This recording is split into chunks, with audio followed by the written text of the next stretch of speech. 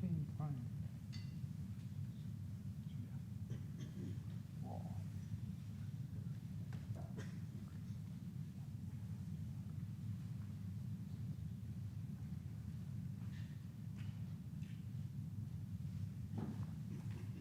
Excellent. So this evening we do the evening chanting, which is the same as the morning chanting because we're timeless.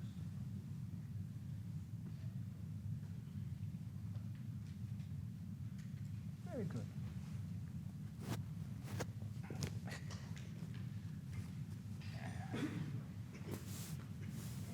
Okay, here we go.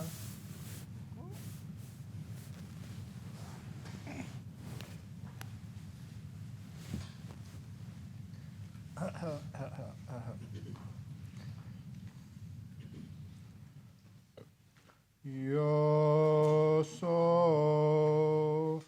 Bhagava Alahang Sama Sambuddho Sawakato Yena Bhagavata Dhammo Supatipano Yasa Bhagavato Sawaka Sangho Tamayang Bhagavantang Sadhamang Sasangang Ime Hisakare Hiyatarahang Aropite Hiyabhipujayama Sadhuno Bhante Bhagava Suchira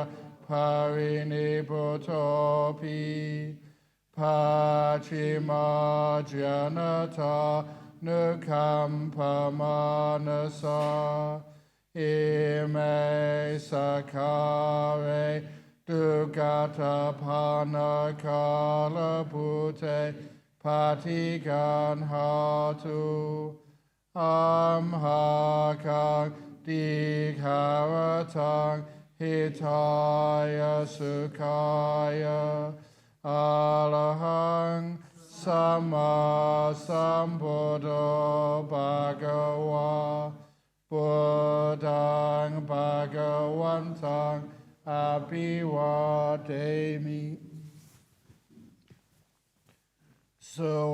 Sawakato Bhagavata Dhammo Dhammang Namasami Supatipano Bhagavato Sawaka Sangho Sanghang Namami Namo tassa bhagavato arahato samma sambuddhassa. Namo tassa bhagavato arahato samma sambuddhassa. Namo tassa bhagavato arahato samma sambuddhassa. Iti piso bhagava arahang samma sambuddho. Vicharana sampanno sugato lokavidu anuttaro purissa dhammasarati sata deva manusanang buddho bhagava tamahang bhagavantang abhipujayami. Tamahang bhagavantang sirasa namami.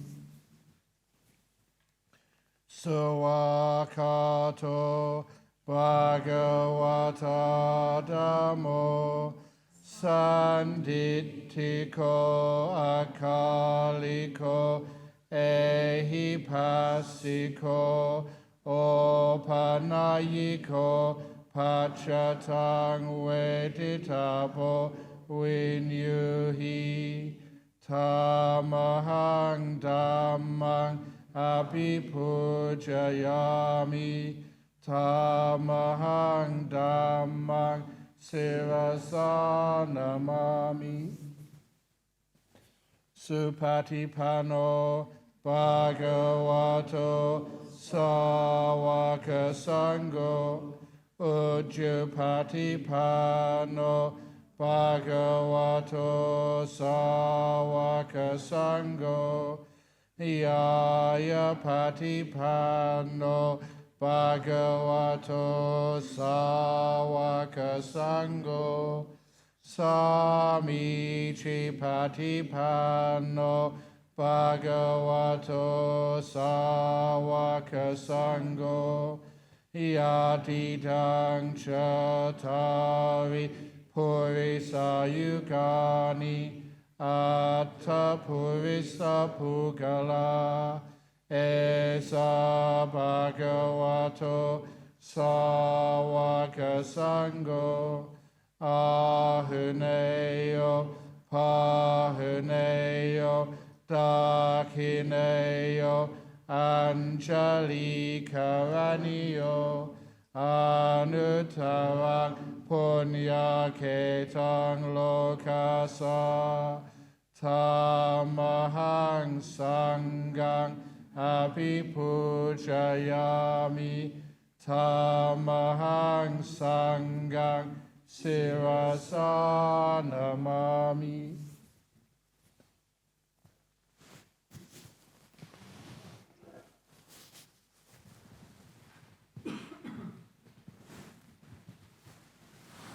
The Metta Sutta.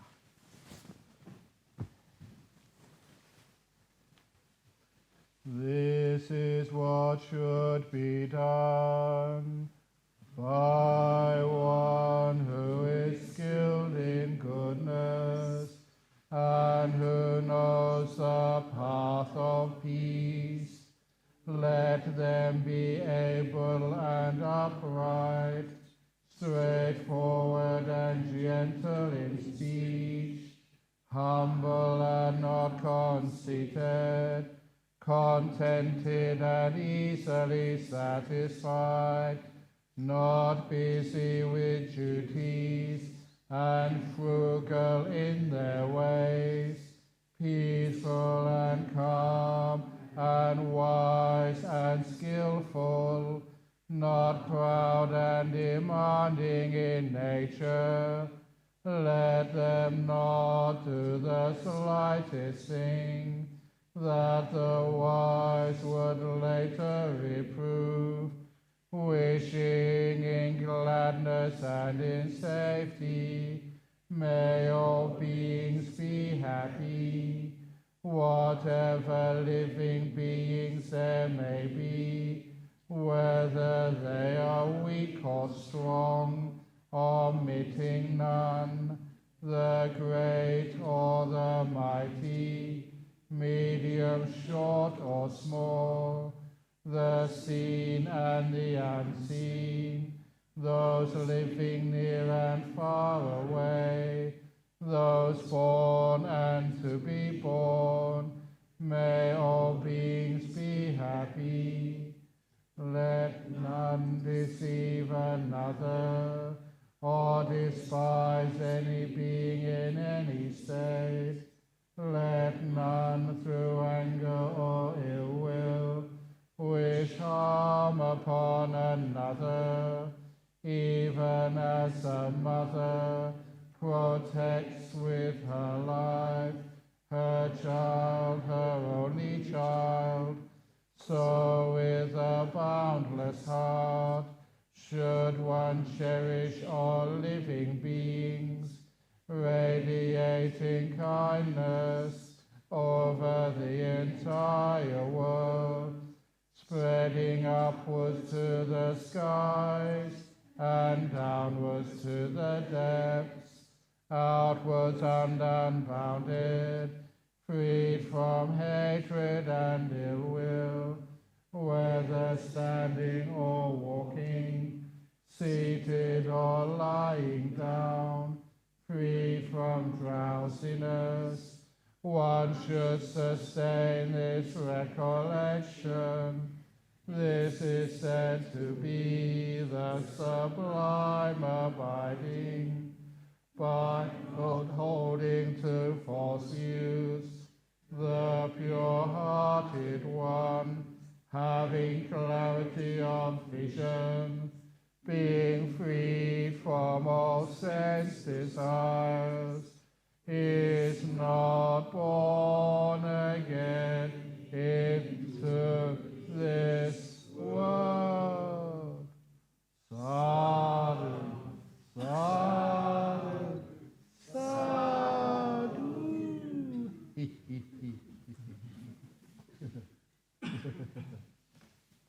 Okay, so now we have this evening's questions. I hope they're good ones this evening. Oh, come on.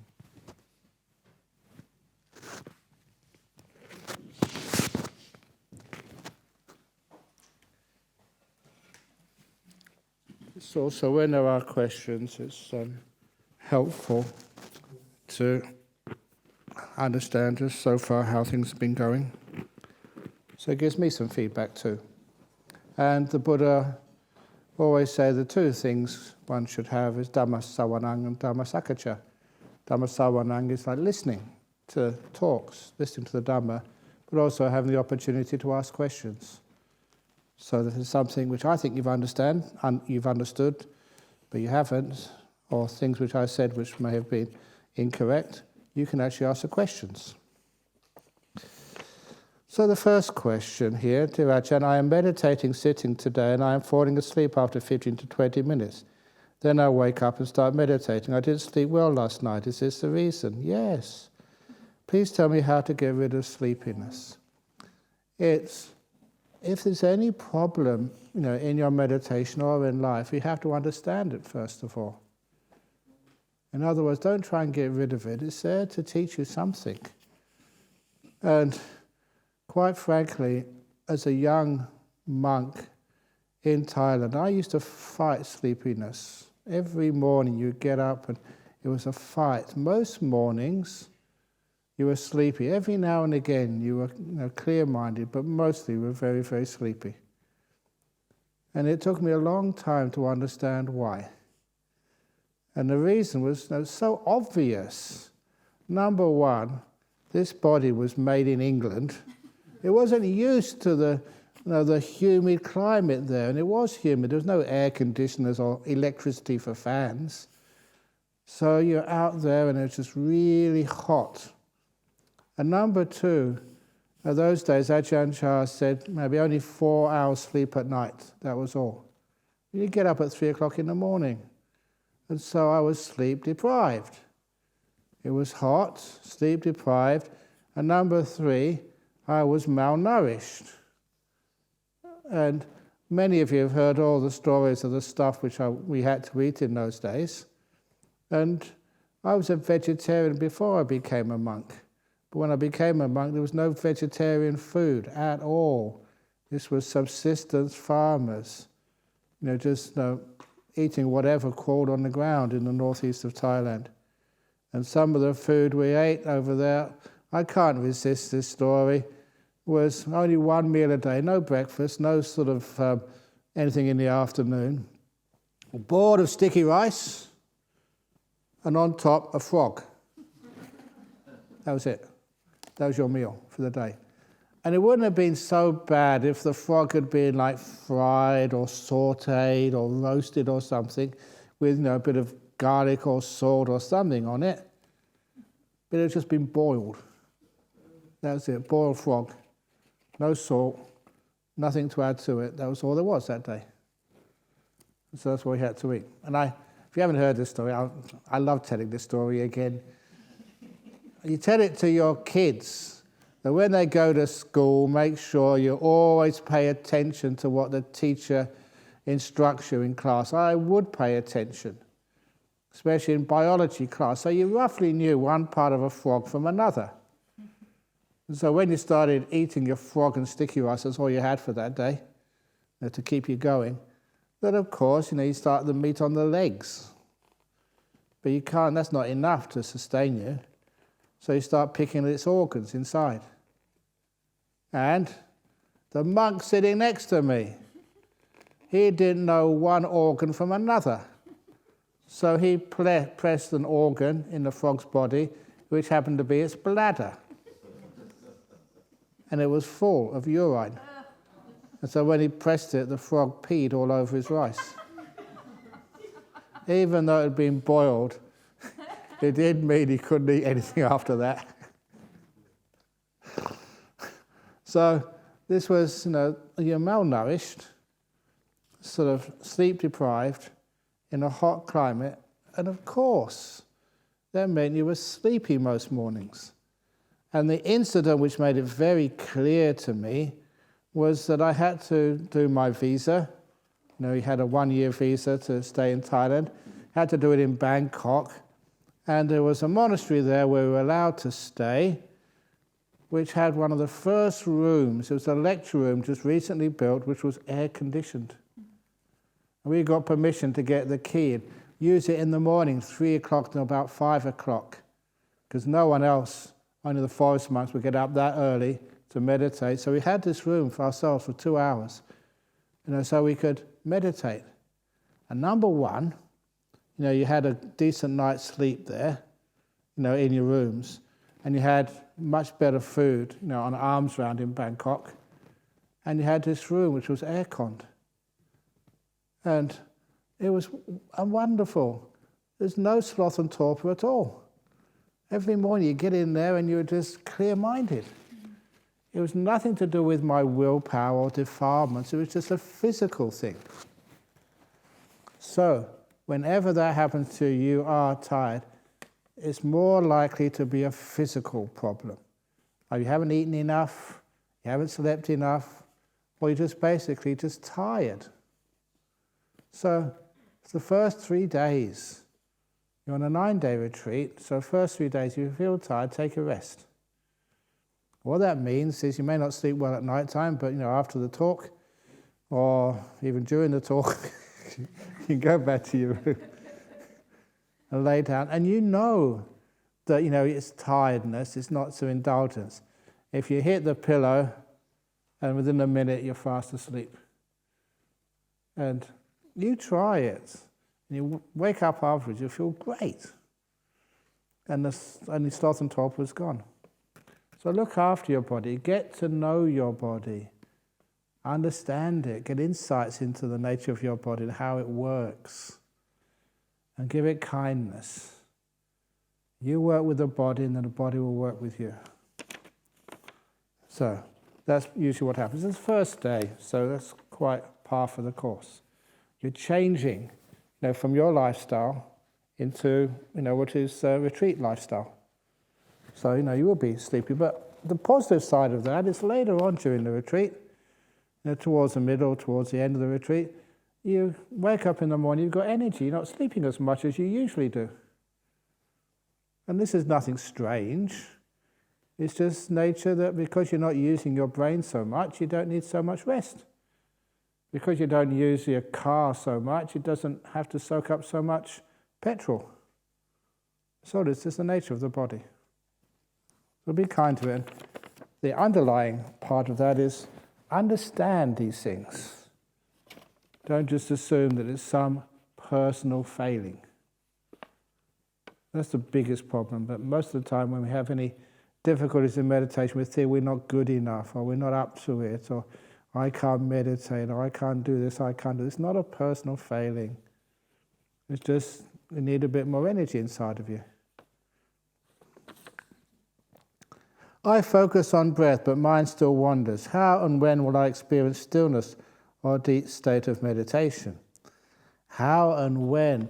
Nobody knows how or when, but it sometimes happens when you're not expecting it.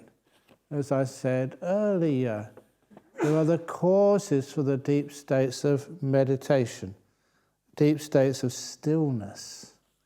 Now, this is nice to be able to do this little demonstration. I usually do this the first night, but I didn't do it this time. Dorothea, are you an honest lady? Very good. Can you come up here? You know, because you're in the front, you can be the assistant today. Now, you don't need to touch anything. Just look at this glass of water, this cup of water, and please tell me when it's still. Has it stopped moving yet? No. It's moving? It's moving. Yeah, why? It's because I'm not paying attention. I'm not being mindful. I'll now be mindful. I'm watching it. Has it stopped moving yet?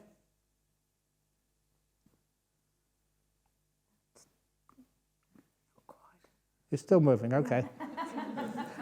Just be honest. So now I will concentrate. I will try. Has it stopped moving yet? Nearly. It hasn't stopped yet, has it? No. All the lights. Yeah, you can see the light moving, yeah. So how can I get this to be perfectly still? Put it down. Yeah, that's how I put it. So I put it, don't go yet, because you've got to confirm it when it's still. So you have to be patient. A little while. Here it goes. Perfectly still. How easy is that? So please give a round of applause to my assistant today. I'm even messing around.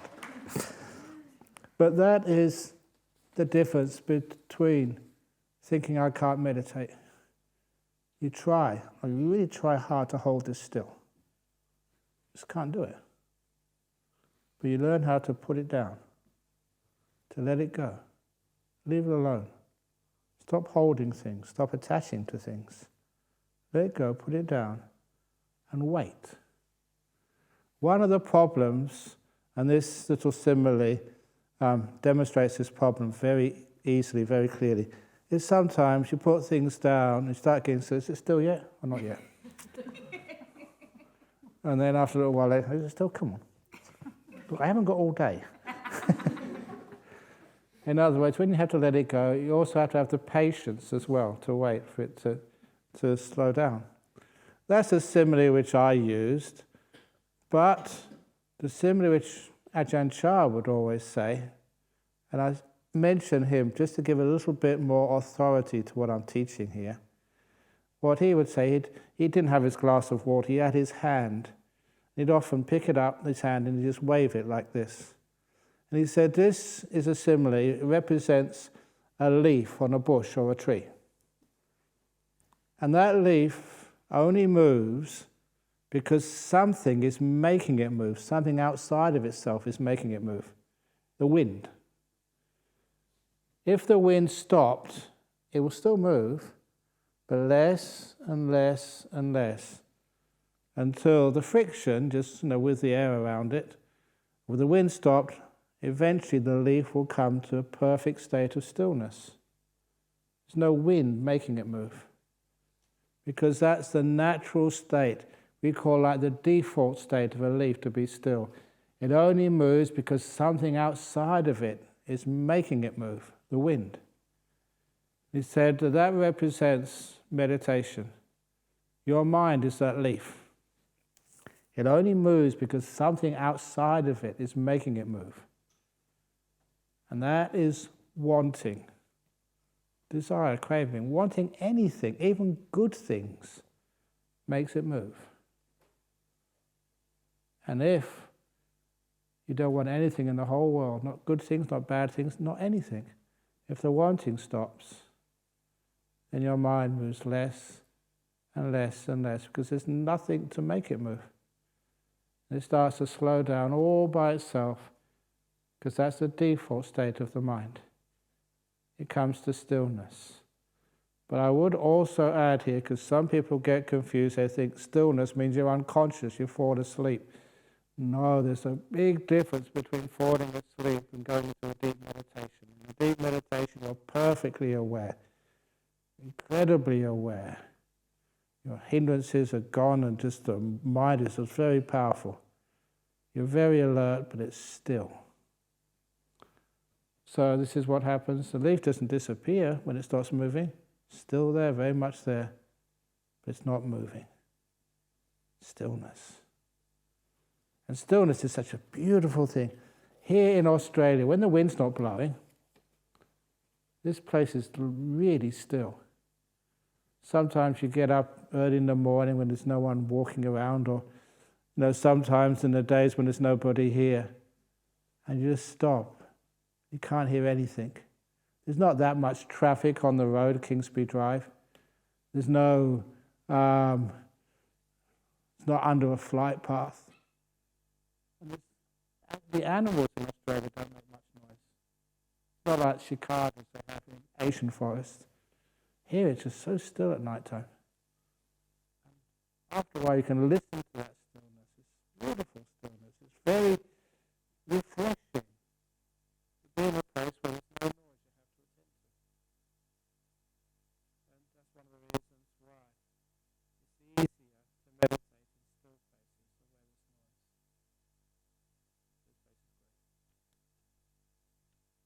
where there's noise. This place is great.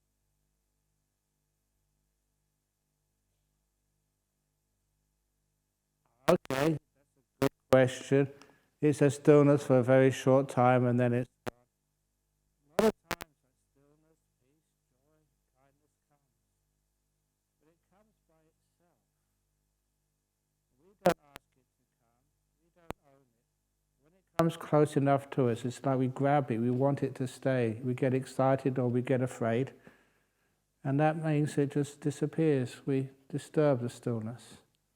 That is very much like when the cup the water is still. You say, hey, look, it's still.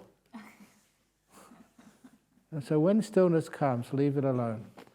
Or, a nice way of putting it, all the very beautiful states of meditation, states of clarity, insights, peace, stillness, all those deep states of meditation are very shy. You say their name and they run away. You try to photograph them, they run, they hide. They're shy. What was it years ago that we had these trainee monks, those are the, we call anagarikas, they wear white, you see them over in Bodhinyana Monastery. He was just out, in this, not here, but closer to the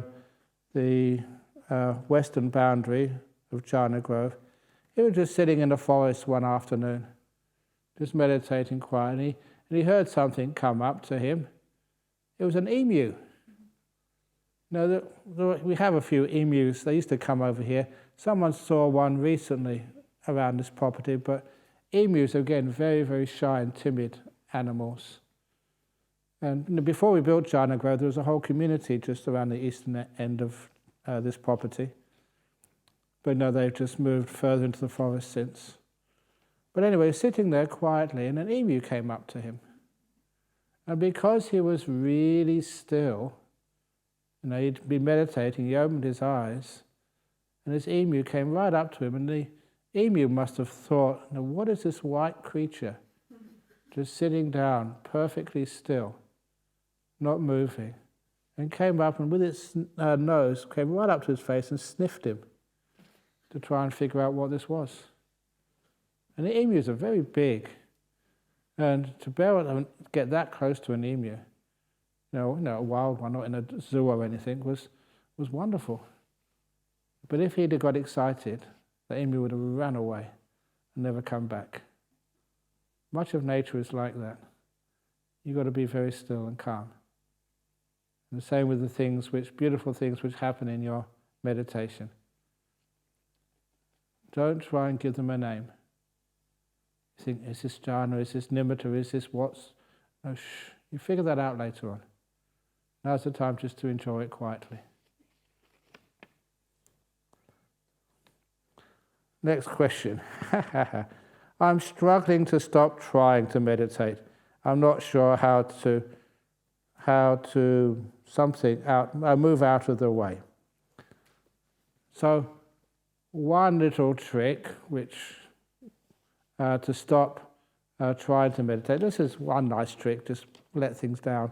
Having to be able to visualize it helps with a simile. But one of the other ways to stop trying I mentioned last night, is not to measure your meditation. So in other words, when there's no still, this is not still, this is deep, this is not deep, when you don't measure it, anything, you've got no goals to try and aspire to. You're not trying to get anywhere. You're just being here. And sometimes people say, well, you're not going to get anywhere. Precisely. But what happens? You go deeper into where you already are. It's like you're going inwards, never onwards. So in all of these stages of meditation, the next stage is right inside the stage you're on now. You keep going inwards, and it just happens naturally as the mind just goes inside where you are. That's where you find very deep peace, and you can't try to do that. That ingress, going inwards, only happens when you're relaxed and peaceful, when you're not trying to do anything. And then you get everything you tried hard to attain for, just comes to you. Okay, it's very early to say this simile, but it's one of my famous ones. Of the donkey and the carrot. And this shows what happens when you try to get something, what happens when you stop trying. So you know how donkeys work. The donkeys are very, very stubborn. You want to get them to pull a cart with groceries or with people on the back, and they won't do it. You hit them with a stick, and they won't move. But you don't hit poor old donkeys with a stick. You tie the stick to the donkey's neck. So the front of the stick is about 2 foot in front of the donkey. And on the end of the stick is a string, and on the end of the string is a carrot. Of course, if it is maybe a Sri Lankan donkey, you must maybe put what you put on there, maybe a banana. If it's from Malaysia or Singapore, you put a bit of durian. Thank you always for laughing. I try really hard to tell funny stories, and sometimes when somebody laughs, it just gives me encouragement. But no, so you put something which the donkey likes.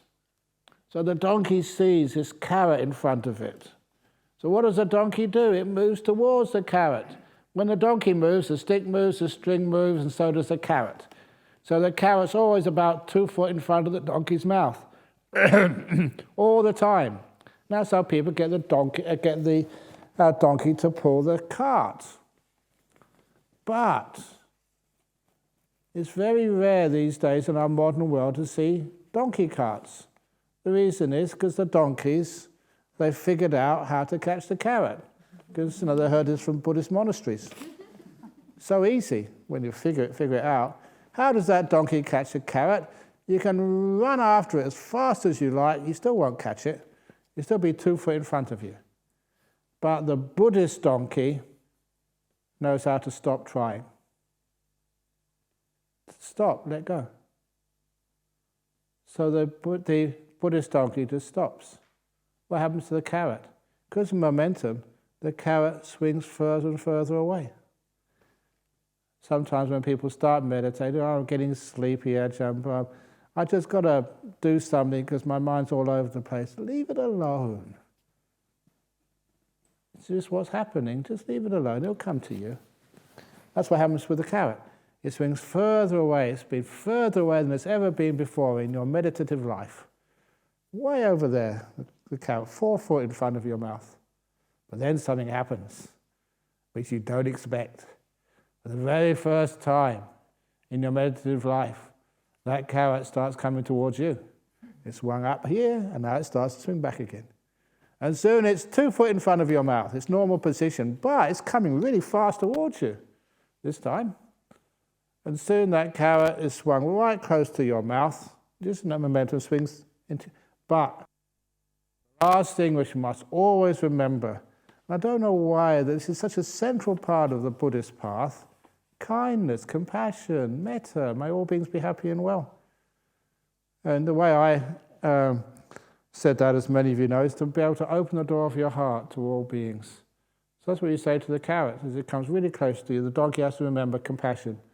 Carrot, the door of my mouth is open to you. Thank you again.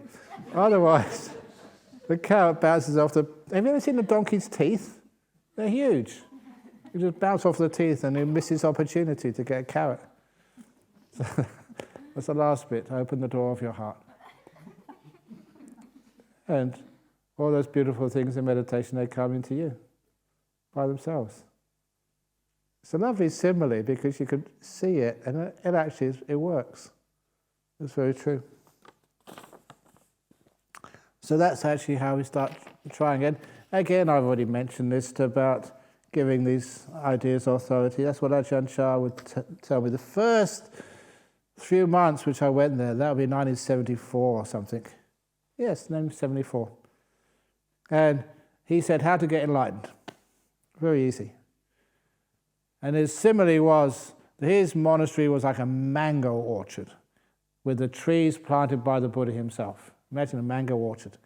And those trees have just got so many delicious, sweet, juicy mangoes right ready to eat. But they're still on the tree. And you can't climb the tree to get those mangoes. You can't shake the tree.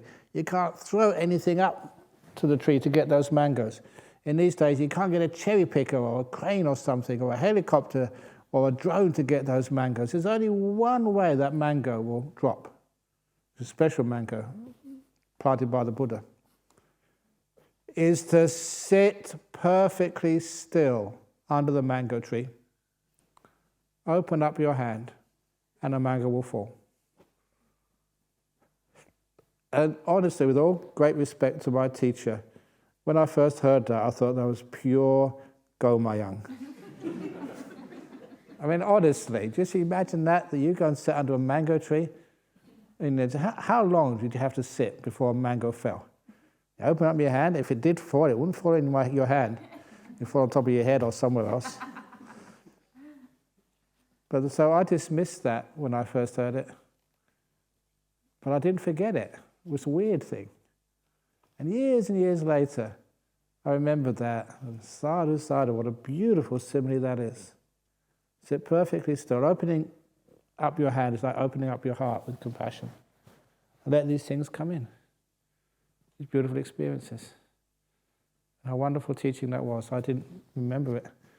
I remembered it, but I didn't practice it because I hadn't got the maturity to really understand how it works. But that's how things work. Sit perfectly still and all these things will fall into your hand. Be perfectly still.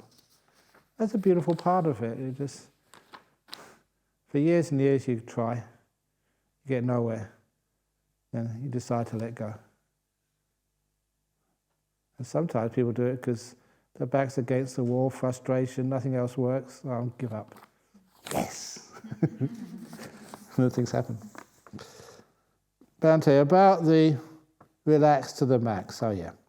Is there a difference between relaxing by the beach, reading a book, or suntanning, or relaxing in meditation? The object which you're doing, which you're looking at, is looking inside. If you're reading a book or suntanning, you're not really just going inside, are you? You're doing something. It's the hardest thing to relax without doing anything at all. So hard. What was this simile I gave when I first came to Perth? I said, people have got these beautiful gardens, in their homes. Many people, if you're not living in an apartment. In the back, you've got this beautiful... Why don't you enjoy those gardens? Just sit there and just enjoy it.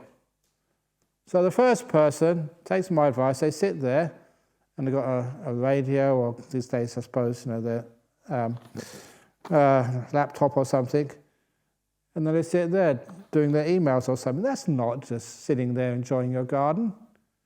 So put your electronic equipment away. So they get a book instead to read. That's not just enjoying the garden. Okay. So they put all the books away. They just sit there. Then what do? They start thinking, planning. Oh, a nice little jacaranda tree would go over there. No, those bushes, they need pruning. I really think that needs watering over there. Maybe I'll put a path in over here. And they start, that's not enjoying the garden. To enjoy your garden is sitting in a chair with nothing else, no books, no music, radio, electronic equipment at all, not talking to anybody, and just looking at that garden, even though that path needs sweeping, not now. Even though those bushes need pruning, not now. Even though that tree looks like it's going to fall over and hit the roof of my house, not now. To enjoy it in this moment, even though it's messy, imperfect, needs attention, not now. To enjoy it as it is, in this moment, without trying to change or improve it at all. To let it be. The wonderful thing about that is when you don't try and make things perfect, you can appreciate their beauty. Beauty and perfection are two totally different things. You see, your beautiful garden is wonderful that it's all scraggly and messy and things need to be swept up. It's like natural that way. It's wonderful, you can appreciate, you don't have to constantly be improving it. Take an hour off just to sit in the garden, enjoy it as it is. That's called relaxing.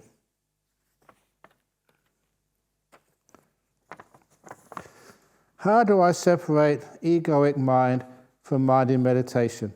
The same mind that is following breath is distracting me, which confuses my consciousness, makes the breath hard to stay with.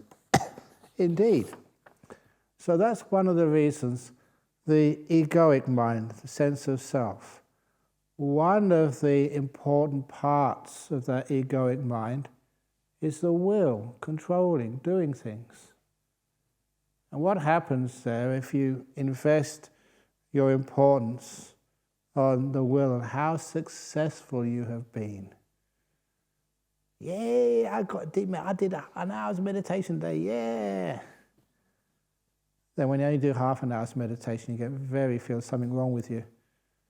You get the sense of achievement, and also you get failure as well, and disappointment. Will this work? Oh no, maybe I'll do this another day. So that with the egoic mind, don't say that ego so much as a controlling mind. People who have lots of willpower have big egos. They don't just control themselves, they control everybody around them, and even people that don't really know. That willpower. So little by little, see if you can do less, try less of willpower, less control, accepting things rather than trying to get rid of things or wanting other things. That's a difficult thing to do. You can do a lot of the letting go of your will, but after a while you get scared. Because what you're letting go of is something which is very, very precious to you. Willpower. Sometimes that people say we live in a free world. Do you? We call that world the world of freedom of desire. If you want to leave, you can. If you want to just go into the beach, you can. If you want to turn on the TV, you can. And you can eat whatever you want to eat. No one's going to tell you where you want to live or what you're going to dress up as or what your sexual preferences are. That's your free will. And people celebrate that freedom. But that's not real freedom. This is a common experience of monks and nuns, I hope, that sometimes you think, why are you a monk? There's so many things you can't do. Don't you want to rebel against that? And just go and turn on the TV. Not because you're interested, just to rebel. And You see the life in a different way, as like a renunciant, as a monk or a nun. You see that the freedom which we have is not the freedom of desire, it's the freedom from desire. It's not a TV to be seen, so you can't turn it on, so you don't even think about it. What do you choose? What clothes, what fashion are you going to wear this year? Same as last year. And in monastic life, there's a lot of freedom from desire. So you don't want anything. And it's a wonderful experience. I'm sure the nuns here have experienced this. Sometimes you've helped somebody, just maybe answered a call and you said something which really hit the button. And they say, oh, thank you so much. And this happens to me a lot. Then they ask, can I get you something to show my gratitude? What do you want, Ajahn Brahm? And sometimes, honestly, they say, what do you want? I have to think. I said, I don't know. Nothing. It might be your birthday coming up. So what can we get you for your birthday? Nothing. You don't want anything. You don't desire anything. What a beautiful state of mind that is. Freedom from desire. There's no ego there. No wanting. That's scary at first. Because you're going to places you've never been before. Going to a place of trust. Most of the stuff we have is the just in case stuff. In case I might need it later on. No. So anyway, that's the one. How do you separate egoic mind from mind in meditation? The mind in meditation should be watching what's happening now. Not wanting anything. Not wanting to change things. Not wanting to hold on to things. Just watching what's happening now. Until your willpower, your control totally vanishes. And that's also called, you may remember that's called being in the present moment. Because you just use a bit of reason. If you really are in this present moment, you're really just attending to what's happening right now. You don't have any wants. Wanting, desire, needs a future to aim at. I want something next moment or tomorrow or something. When you're in this present moment, wanting just can't exist. Same as when you have no past, you're not really focusing on the past at all, you really are in this moment. All sort of ill will, guilt, hatred, revenge, that's all gone too. It's only temporarily gone, but it can't exist in the present moment. You need the past to have anger or ill will at. You need a future to have some desire. So that's the other very beautiful, skillful way to be in this present moment. And really get into it, really in the center of the present moment. And then you find, actually, there's no wanting there. There's no craving there. There's no ill will there. Can't be. Wanting is actually what creates a future. And the time is created by, a lot of time, by ill will. So that is, and the breath in the present moment, the breath is so easy to watch. Nothing else to watch. And it's nice. You don't try to watch the breath. It's the last thing. Everything else you let go of, and that's the last thing which is going on until that disappears as well in the deeper meditations. Anyway, dear Ajahn, I often hear other teachers talking about wearing away the defilements. I can't find this anywhere in the suttas. The idea makes it seem like they are a permanent part of me that's broken. That doesn't seem right. Here's the removal of the defilements and fetters as a result of various stages of enlightenment. What are we to do about them in the meantime? Actually, there is one sutta which mentions about wearing away defilements. It's this fellow with an axe. That's his job, cutting down trees in those days. And he say that you can actually see this, the handle of the axe wears away by use. Just notice by the hand just rubbing against it over many months and years. You can see how much it's worn away. So there is a simile there about that. But this is just you practice to try to wear away those defilements. Just makes more defilements. But to be kind to them, that wears them away. Oh, always lovely stories. Is removed defilements and fetters as a result of various stages of enlightenment? Yes, it is. Anyway, that they seem that these are a permanent part of me that's broken or whatever. They're not a permanent part of you. All these are is just habitual tendencies. We just pick these up over many years. Just like in psychology, you may have had some sort of trauma, this is the way you reacted to it, and that causes a lot of problems in this current situation of your life. Little by little, you recognize them, and then you let them go. And they vanish from you. So that's like a defilement. Has to be known, first of all, to recognize what it is, what caused it, and just after a while, how just to let it go. It's easy. So another part of that, oh yes, for many years, I was really busy because I was doing most of the talks in our Nolamara Centre, Friday, Saturday, Sunday, coming back here on a Sunday and Monday, working at Bodhinyana Monastery, 7 days of work, 7 days a week work. And what happened was that one day, this gentleman came to Bodhinyana Monastery and said, "Oh, what a beautiful monastery you have here." And I looked at him and turned around, "What do you mean? This is not a beautiful monastery. Have you had a walk over to Bodhinyana Monastery yet? Is it beautiful and peaceful?" It is if you're not the abbot. If you're the boss there, there's all people coming to ask you questions and problems, difficulties in their life.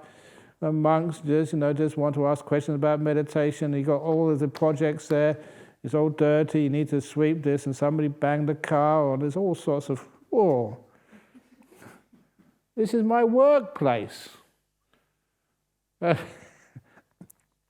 got to the point that sometimes people took photographs and say, "Oh, have a look at this, Ajahn Brahm." "Oh, that's a really nice place. Where's that?"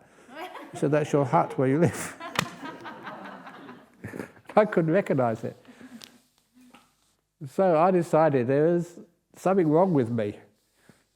So that's when I decided, and it's a beautiful story for you, is to spend one morning a week. It was usually Monday morning, but obviously on retreat I can't do this. On a Monday morning, I would pretend to be a visitor to Bodhinyana Monastery. So if anybody came up and said, "We're looking for Ajahn Brahm," I don't know where he is, he's not here today. Or one of them said, "You've got to come straight away, there's an emergency." I'm only visiting. And then, look, if one of you came to a monastery and there's an emergency, I would say, "Van, emergency, can you help?" So I'm only a visitor, I don't know. So for one morning a week, I was a visitor. So I could see the monastery in which I lived just like you do. So I too could appreciate it. That's being a visitor is also a nice little skillful means to practice non-self. You're only a visitor to your body. You don't own it. So don't worry so much. You've got cancer, you've got heart attack. It doesn't matter, you've got to give it up sooner or later anyway. Are you scared when your body gets threatened? Why? You don't own it, it's just a visitor, that's all. Your mind meditating, you're getting deep meditation, not so deep meditation, you're only visiting this mind. So don't control it, let it go. Then you can enjoy its beauty. If you're the owner, there's always work. It's never good enough. So think about that. When you go home, I suppose on Sunday evening or Monday next week, whatever it is, try that, having a couple of hours in your house where you pretend to be a visitor, not an owner. You don't have to clean anything up. When you visit somebody else's house, do you clean up for them? When they invite you to dinner, do you wash the dishes for them afterwards? It's crazy stuff. They're feeding you. No, they'll wash the dishes later on. You just eat and enjoy. You're visiting. See how much peace you have when you're a visitor, and how you can enjoy the house. People say you live in a wonderful house. If you live there too long, sometimes you own it and it's never good enough. And you can see all the faults in it which need to be fixed up. When you're a visitor, you see it with different eyes. When you visit your meditation practice, you find it's much more beautiful than you ever thought. If you own it and try to fix it up, you're endless. So that's another part of myself, being a visitor. Please say a little more about Piti and Sukkha and how they arise. You'll experience it first of all, but if you look at how the Buddha described it, it's an interesting, and it just answers your question very easily. These are what's called a chitta sankhara. So when you first start to watch the breath, these are in the stages of anapanasati, how the Buddha described it, and you can be able to experience the breath, but then you start to experience the chitta sankhara, the piti. This is what is it called? The 4, 5, 6, yeah, 5th and 6th, no, 6th and 7th stage. Yeah, no, 5th, 6th and 7th. You experience the breath with Sukha, or with Piti, experience the breath with Sukha, and you learn to calm down those chitta sankharas. This is coming from the mind. This is how the mind appreciates the beauty of the physical feeling of the breath. You're moving away from the experiencing the breath in the 5th sense of physical touch. You're starting to know the breath. The experience is beautiful. And that also, in this meditation practice, it starts to give you the very powerful insight. One of the people, he can't come here, hasn't been here for a couple of years because he lives over in Geneva and works for CERN, the big fundamental particle bashers, creating Higgs bosons and stuff. But I remember him sending me this email, and so we really got into this. And he said, now he understands as like a philosopher just what beauty is. Beauty is not in the eyes of the beholder, it's created by your mind. And you experience this in meditation. That this was the story of, what's his name again? The poet. I'll remember him in a moment. He was a 17th century poet and artist, William Blake. And one of his little phrases was to see a world in a grain of sand, see a heaven in a wild flower, hold infinity in the palm of your hand and eternity in an hour. And I read that as a student. It really sort of hit a chord somewhere, and I always remembered that. To see a world in a grain of sand, how can you do that? It's really powerful mindfulness. And stillness as well. It says that you can look at a grain of sand and you see amazing stuff in it. And see a heaven in a wild flower. Here in Western Australia, we know wild flowers. They're tiny flowers.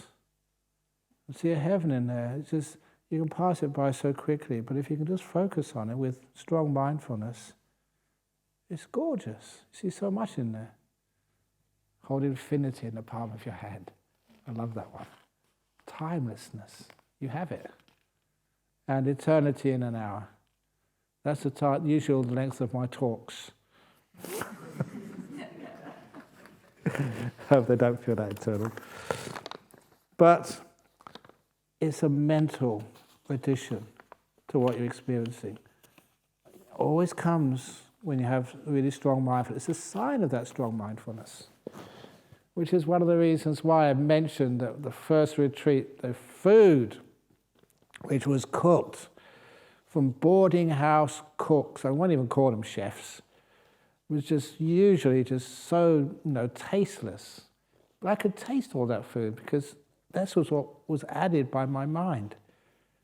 And it was delicious. I won't say the whole story here, but just going to the Cambridge Botanical Gardens and seeing this emaciated, dry, planted in the wrong spot, clump of bamboo. I only realised that later on, but when I first saw it, it looked absolutely gorgeous. And I couldn't take my eyes off it. I sat down and just stared at it. I was supposed to be exercising. So it was a 9-day retreat. 8 of those 9 days, I just sat on a bench and just stared at this beautiful clump of bamboo. I'd never seen that clump of bamboo so beautiful. And when I got back to normal life, went back to visit it again, it had changed. It was back to its normal, emaciated, dry sort of plant. But when my mind was peaceful, you could see so much beauty in it. And it really shocked me. What the heck's going on? It's the Piti Sukha is coming from a strong mind. It's one of the reasons why when people get really into their meditation, they're very happy and joyful. And you can't upset them. Even like gross things look amazingly beautiful. And I won't say that, the most beautiful number 2 I've ever done in my life. I've written about that, but that was not an exaggeration. That was totally true. Going into the monks, the men's urinals opposite the laundry there, and going in the middle one it was. I always remember it. And just after doing a number 2, looking in the bowl there, and wow. I mean, it really was beautiful. And fragrant, everything about it was just delightful. And I say that because that's one of the grossest things you can imagine. But to me it was totally amazing, like a work of art. What on earth was going on? You weren't going crazy. You were just after a really nice meditation in here.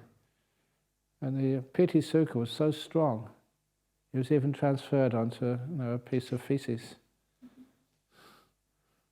That's where the Piti Sukha comes from. The mind is very bright and everything is beautiful, gorgeous. That's the happiness you get from meditation. And when you get that in your, say, watching your breath, the breath is not just, it's gorgeous. From the very beginning of a breath, like this life, this air coming into your body, giving you energy, giving you life. And it just, you can feel it coming in, and just you see so much part of it. See a world in a grain of sand. Heaps of experiences in that, just one little breath.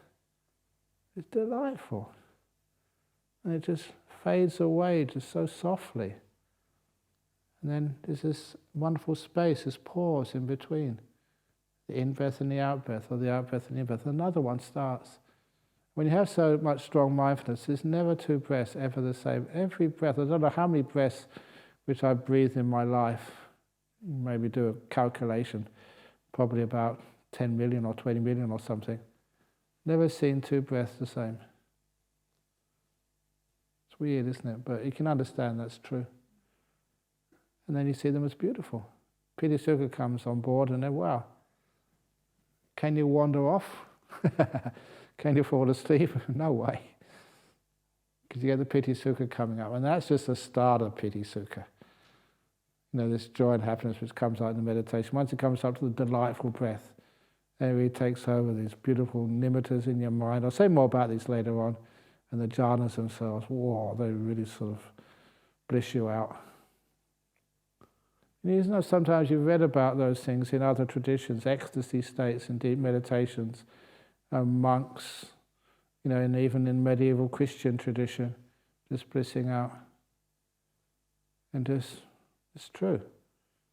You have huge amounts of happiness. And, okay, I can say this one again. Sometimes I get told off for this. And they said, no, monks should not even mention the word sex. I wasn't always a monk.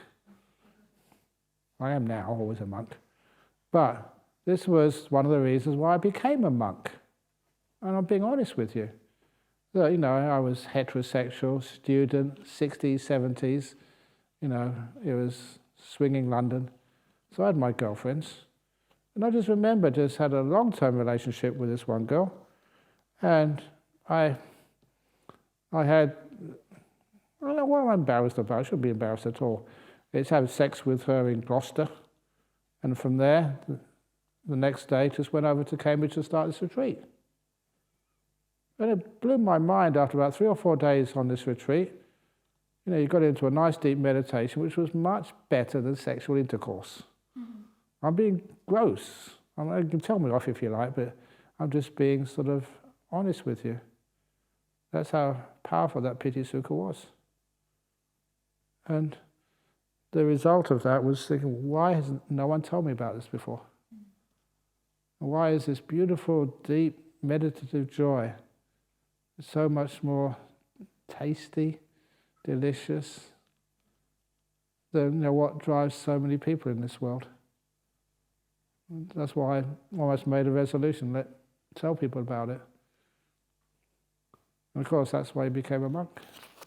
One of the reasons, anyway. Piti Sukha is huge. That's why you stay as a monk or a nun. It's not that you're denying sort of pleasure, you get a better pleasure. Anyway, when I close my eyes during your talk and focus on your voice, my body disappears, and after a while it feels like it's only your voice left within me, actually more true than a moving, expanding and contracting sphere of my breath. Am I meditating or purely drifting off? Thank you so much.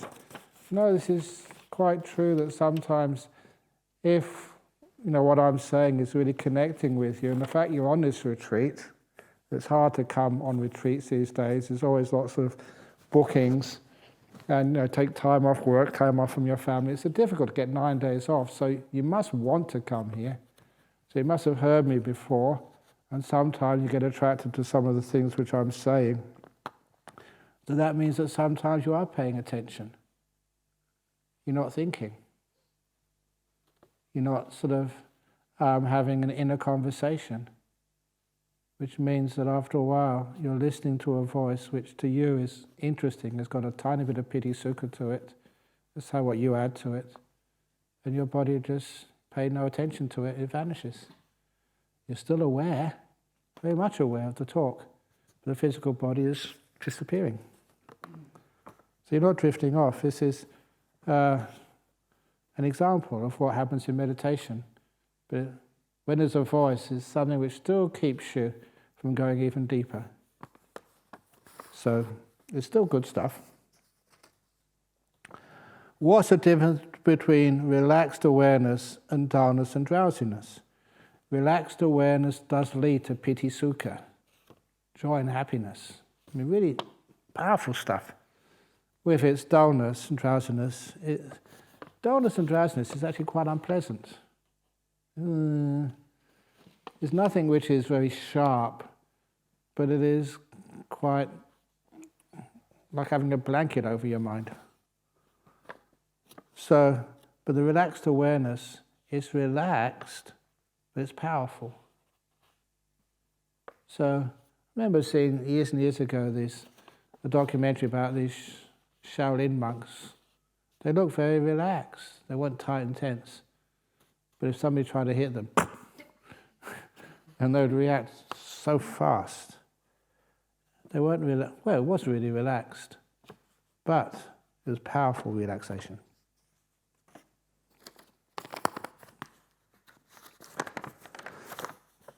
Is it true that Ajahn Brahm required double knee surgery after meditating all night and pushing through the pain instead of just changing posture? No, that was somebody else. Do you know of any other serious injuries resulting from not listening to your body while meditating? Oh, of course. No, it wasn't Ajahn Brahm. I think, where did he? I know he had injuries to his knees. I think that was a motorbike accident when he was young. But no, that's not Ajahn Brahm. But this was another monk I knew really, really, really well. He was a New Zealand monk. Still a monk. Just about the same. What is it? The word's gone out of my mind. When you have like a wine, a certain year, what do they call it? Vintage. Yeah, so the same. This monk is the same vintage as me. ordained in the same year. But anyway, that's what he did one day. He decided, okay, let's go for it. Let's really do it. So he sat all night without moving. Crazy, crazy, crazy monk. And of course, the following morning, had to go to hospital and have 2 knees reconstructed.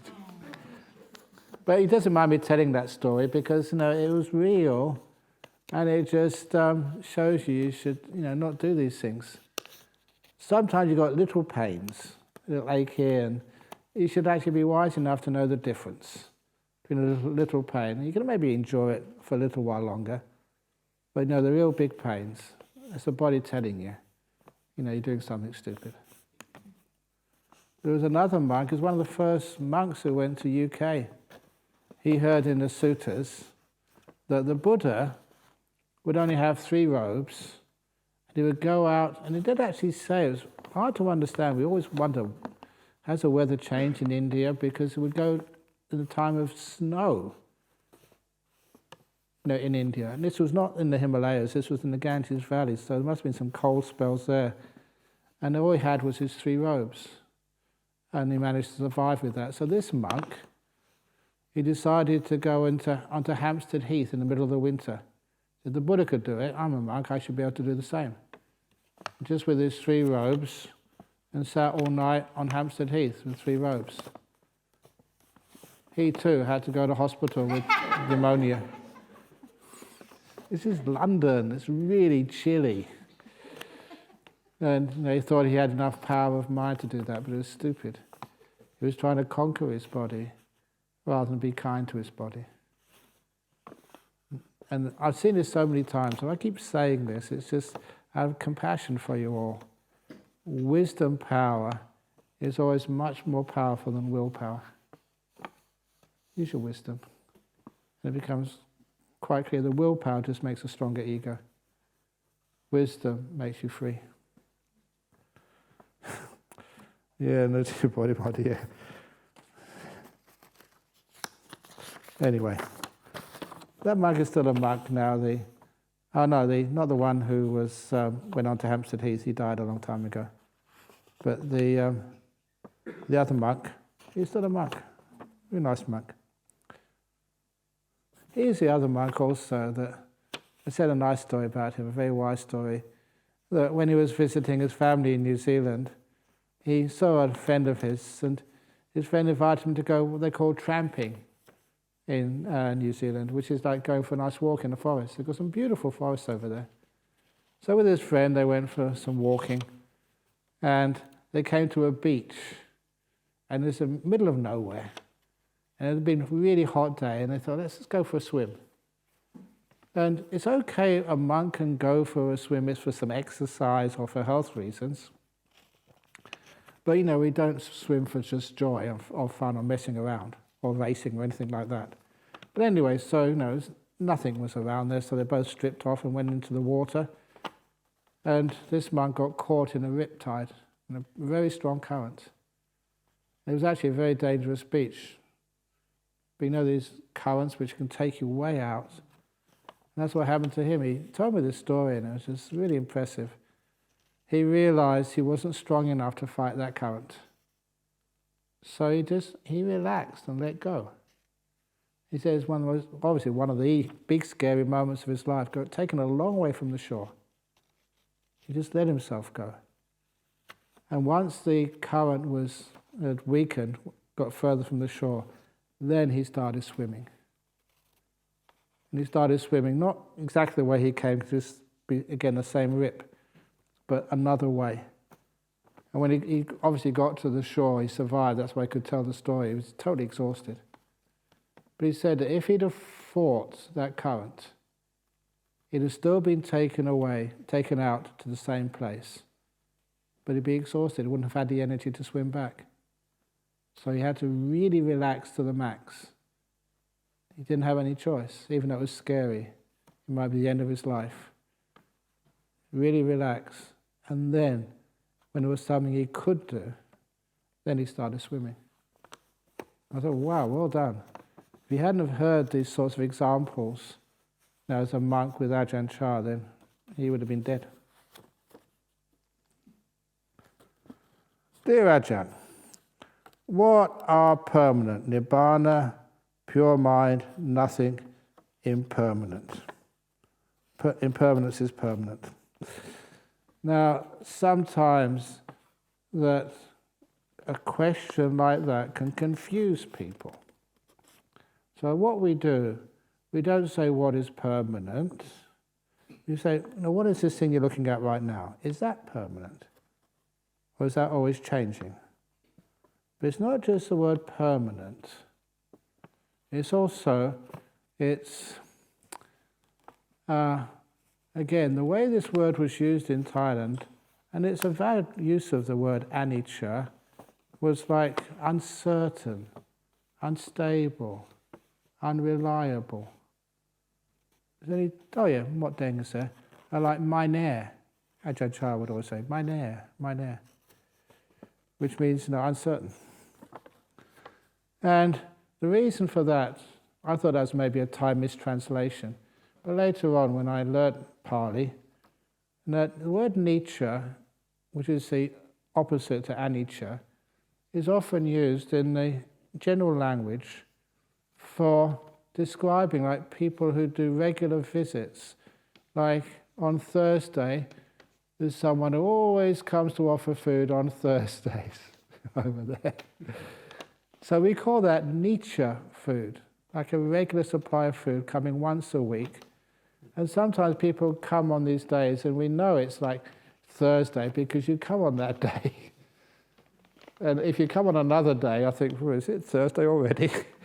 No, you're coming because it's a special occasion. And that's called Nietzsche food. And anicca is something which is very regular, always comes on that day, then suddenly stops. That's anicca, irregular. And that was where you started to try and get similes. It's one of the hardest things to make up similes. But the simile which I came up with was that simile of the tadpole and the frog. To understand what is impermanent, what is reliable, what is always there, and what is not. And that was the simile of a tadpole growing up in a lake. And a very smart tadpole, she learned all about chemistry and knew everything about hydrology and water because she studied it. But how could a tadpole know what water is when you've lived in it all your life? How can a fish know the nature of water? But the difference between a fish and a tadpole is that one day a tadpole grows into a frog. And one day that frog jumps out of the lake. Something which has always been there, water, is now missing. Now, for the first time, the tadpole can understand what water is. One of the things is it's impermanent. It's not always there. And that's shocking, because something's always been there, you don't even notice it. Water, how can the tadpole know what water is? It's just always there. Once it disappears, now you know that's anicca. Only when things disappear, you know they're anicca. That's why the art of disappearing is another word for meditation. And when things start to disappear, that does become scary. I admit that, but it's totally safe. Years ago, when I was teaching meditation in Singapore, the Singapore businessman came up and said, Ajahn Brahm, something's going wrong. So what happened? I was meditating, my hands disappeared for 10 minutes. They couldn't feel their hands. And they were scared. That's the first time they'd experienced something like that. I said, don't worry, the whole body's going to go soon. But it's something which you don't know what's happening, something you attach to, you rely upon because it's always been there. And once it starts to disappear, you begin to know what it is. When your whole body vanishes in meditation, then you know what your body is.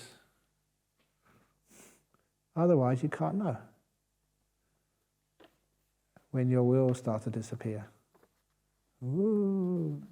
Now you know what your will is, it's not yours. Yay. When your mind starts to disappear, it's not yours either.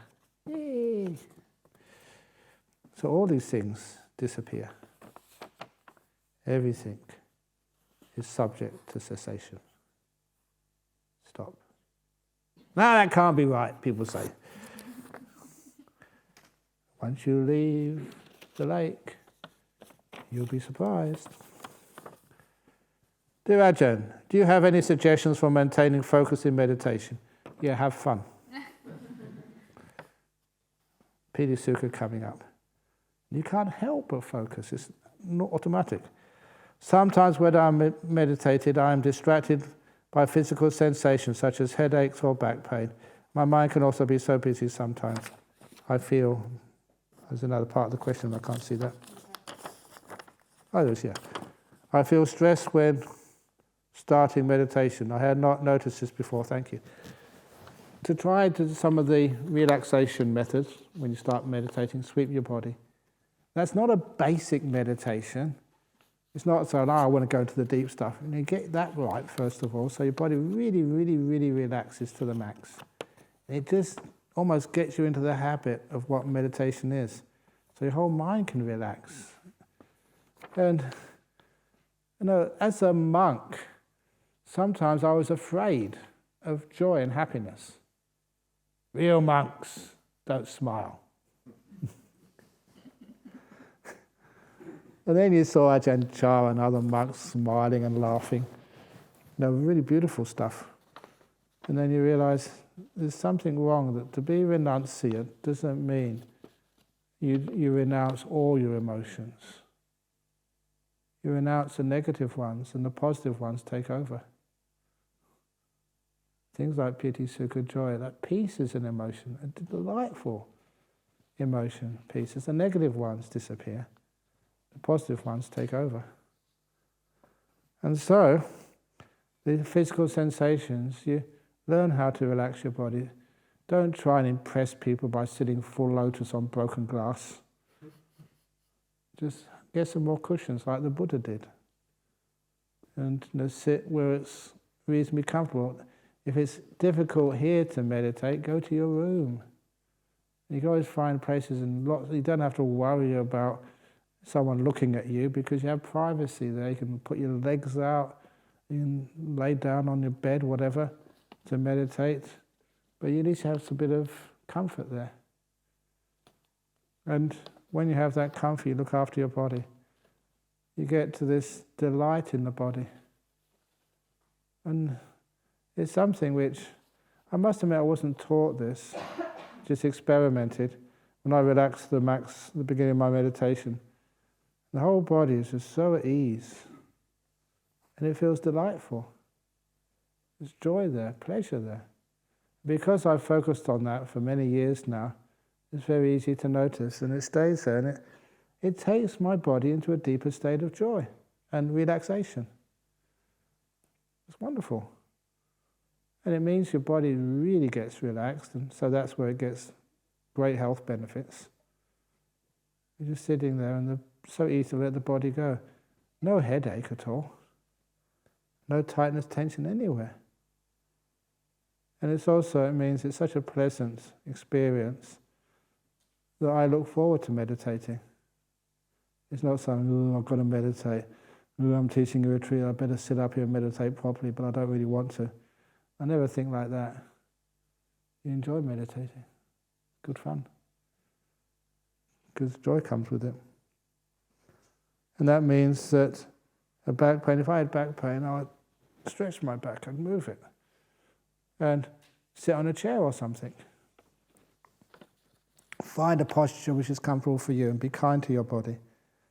And then, much of your busyness, fantasies, remembering the past, planning the future, is like just because it's not happy to be here, because your back is aching or your legs are aching or something.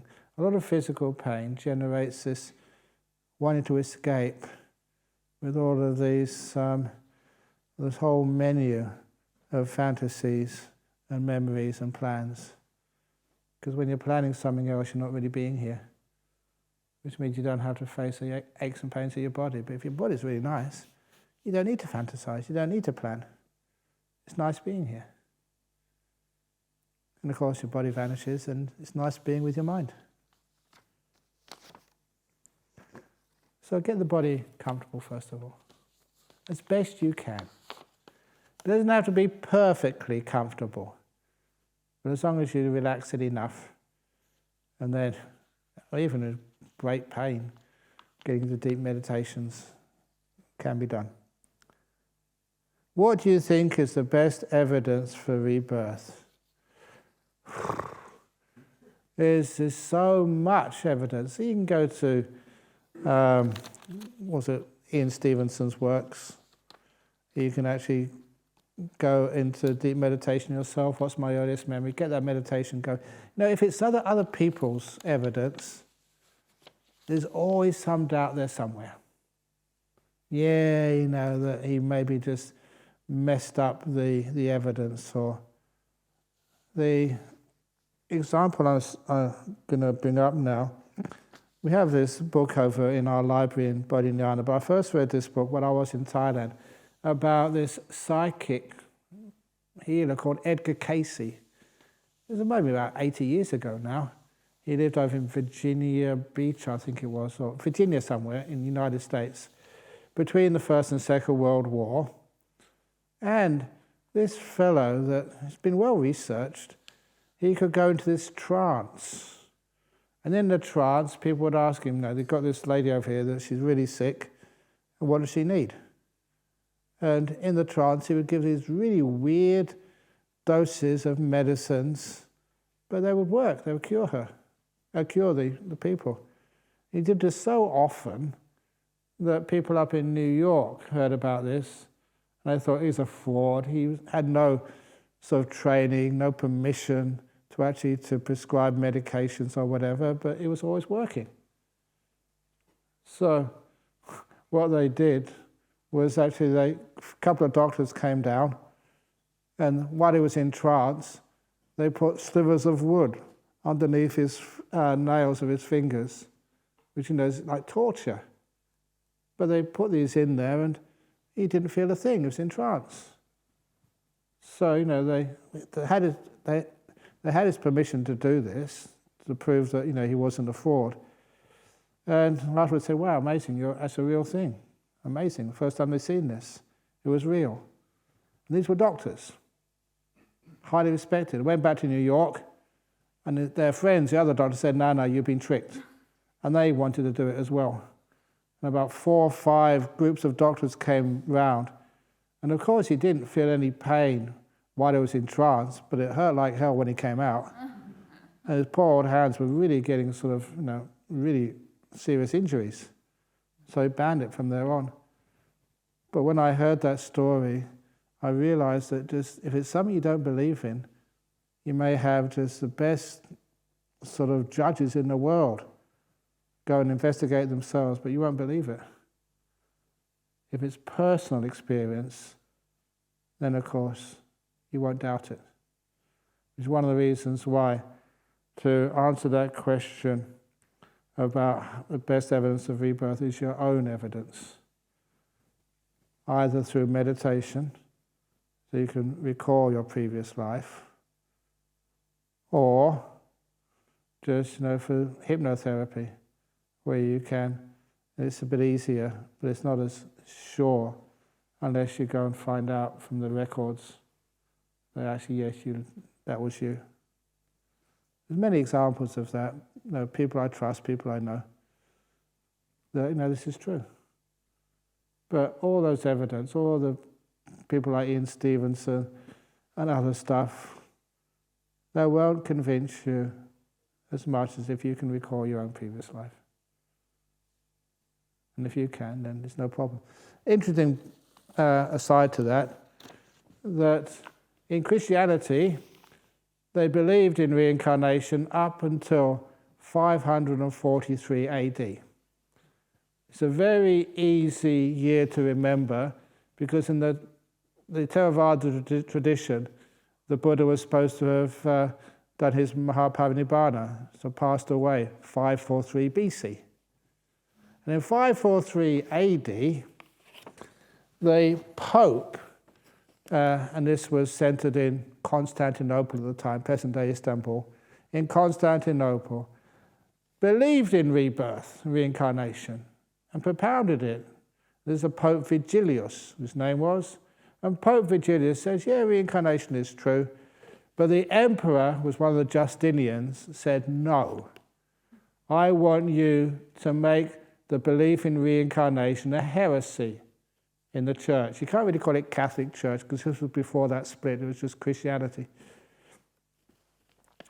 So, the Pope and the Emperor had this big disagreement. So what did the Emperor do? He put the Pope in jail. Don't think you can do that these days.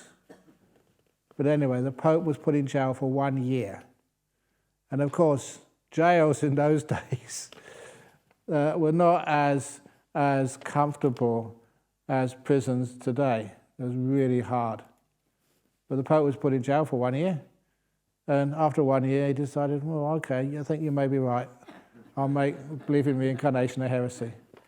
And that's where it was taken out of the Catholic doctrines, or the Christian doctrines, through secular pressure, not religious pressure. Anyway, dear super cool Ajahn. I'm not super cool. It's quite hot this evening. Whatever gives the greatest movement, that's where I put my attention. Am I understanding, remembering your words correctly? Does it mean any loud, odd sound or sudden bodily sensation, your mind will move towards that? Isn't that a bit scattered, or how does it work? Thank you.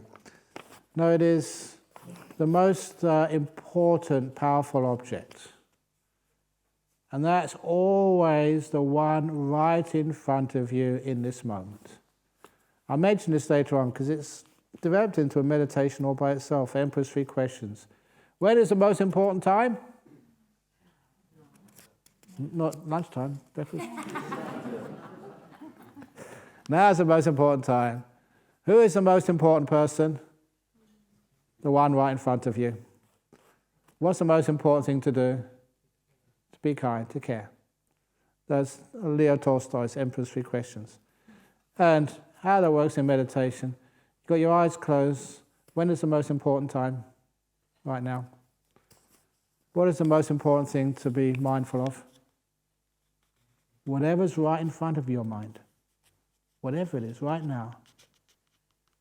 Be mindful of that. What's the most important thing to do? To care for it. That's all. That's the Emperor's 3 questions meditation, and that is really powerful. I'm going to teach all these other stuff because people can't do that simple stuff. There's only 2 more questions and I've almost... Oh no, there's 3 questions. Hey, this is the same. Okay, 2 questions anyway. Newbie here. Each time I get into a blissful meditation, I break down crying. I don't know why. Marvelous. It's okay to cry. I feel this is trapped emotions being released. I keep having to leave as it's quite intense. My question is, do I allow the release, or am I meant to be controlling my emotions? No, let it happen. Sometimes Piti and Sukkha comes out as tears, but if it does come, let it happen. And it will just stop by itself. But just enjoy the tears. And it was a blissful meditation, that was the key there, that it's bliss. Sometimes bliss appears as tears. And after a while the bliss will get more stable and the tears won't come, but the bliss will keep there. My mum passed away 1 year this Monday. I thought it was to do with that, but it seems even deeper and older trauma. I don't think it's trauma at all, because you have a blissful meditation. When you're blissing out, you can't connect with traumatic stuff, not bad trauma, but really good trauma, yes.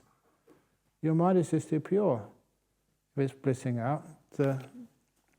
It's just the fact that you're having a wonderful time. I feel silly as everyone else seems so peaceful. if you didn't have the noble silence and talk to people and say, oh, I'm so jealous of you, get nice and peaceful. Thank you so much for reading and sharing your wisdom. Yeah, so this is where you are crying. Just let it happen, please. Don't try and stop it. And after a while, don't add any negativity to those tears. Just enjoy them. If you're having a blissful meditation, it's usually just from the bliss itself. No trauma from the past. Last question. Sometimes in meditation my mind stops at an abstract image. If I try to make out what the image is, my mind moves, so I often stay and be with it. Could you kindly explain what the mind is doing at this state? Yeah, just whatever's those Emperor's 3 questions, meditation. If that's in front of your mind right now, stay with it. It's really important because it's right here. And just care for it. Don't try and keep it. Don't try and get rid of it. Don't try and understand it. Because what happens in meditation is the mind gets very peaceful. When you come out of the meditation, you can remember exactly what that image was. Because when you have deep meditation, the mind is very mindful, very aware. And the only simile, only English word you can have, is trauma, only positive trauma. Trauma, you have a car accident, you can keep remembering it when you go to sleep at night. That's negative, because the fear makes your mindfulness incredibly strong. But so does these deep states of meditation make your mind really, really strong. You can remember these images so easily. And so you don't need to try to remember it when it's occurring. Leave it alone, you'll be able to remember it afterwards with ease. Which means that you can just relax, enjoy it, and see what happens. Have a wonderful time. There we go. 9:20. I did talk a lot, but they're very, very good questions. And so thank you for those questions. It's now 9:28, according to this clock here. So we now give the blessing, and then you can either go to bed, carry on meditating, or whatever you want to do.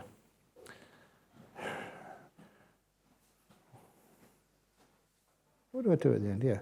Sadhu. Sadhu, sadhu.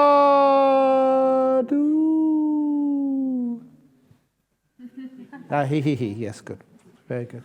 Thank you for your company this evening. Have a beautiful night. If you've got energy, keep on meditating. You can always sleep in the morning.